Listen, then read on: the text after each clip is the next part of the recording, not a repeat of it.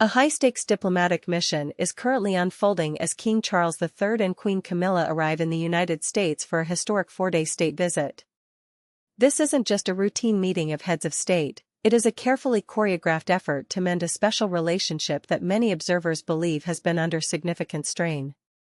The visit is moving forward despite a major security scare in Washington, D.C. just this past weekend. Gunshots were fired at the Washington Hilton during the high-profile White House Correspondents' Dinner Gala, forcing President Donald Trump and several cabinet officials to be rushed to safety. While a suspect was detained and the area secured, the incident cast a shadow over the final preparations for the royal arrival. However, Buckingham Palace has confirmed that the King and Queen are proceeding as planned, expressing their deep gratitude to the security teams working on both sides of the Atlantic to ensure their safety. This visit marks several major milestones for the British monarchy. It is King Charles's first official state visit to the United States since ascending the throne, making it a pivotal moment for his reign. It also serves as the unofficial kickoff for celebrations marking the 250th anniversary of the signing of the Declaration of Independence. There is a profound historical irony in the British monarch visiting the former colonies to celebrate the very document that ended British rule, yet it serves as a powerful symbol of how far the two nations have come. Furthermore, the royals will be commemorating the upcoming 25th anniversary of the September 11 attacks, a tragedy that saw immense solidarity between the UK and the US. The diplomatic weight of this trip cannot be overstated. Relations have been tested recently, with public disagreements over international policy and pointed comments from the White House regarding the UK's current political approach. The hope is that the soft power of the royal family can smooth over these tensions and provide a neutral ground for cooperation. The itinerary is packed with both symbolic gestures and high-level meetings. Upon arrival at the White House, the King and Queen will be greeted by the President and First Lady Melania Trump for a private afternoon tea in the Green Room. This intimate setting is designed to build personal rapport before the more public-facing events begin.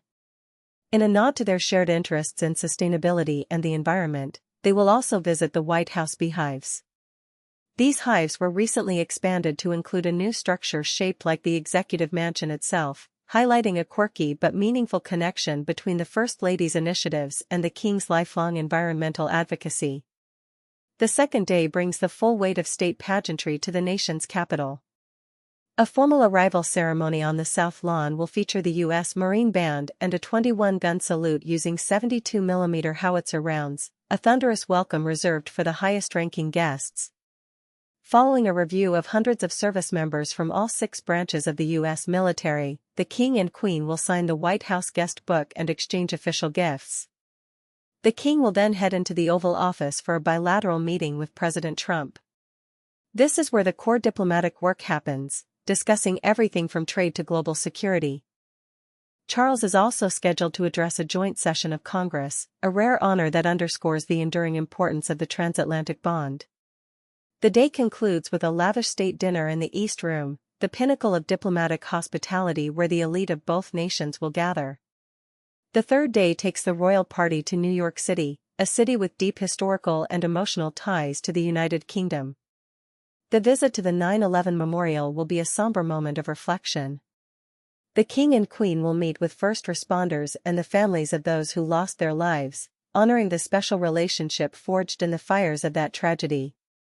But the trip also includes a unique and heartwarming cultural contribution. At the New York Public Library, Queen Camilla will present a gift that has been decades in the making.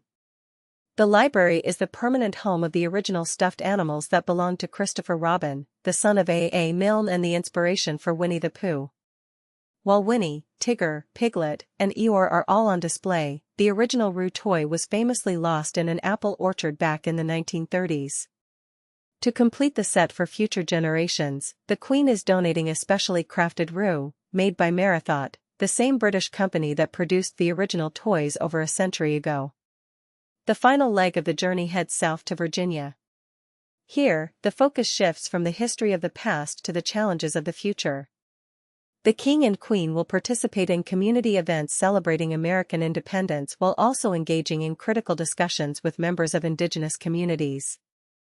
These talks will center on climate change projects and land stewardship, a cause the king has championed for his entire adult life.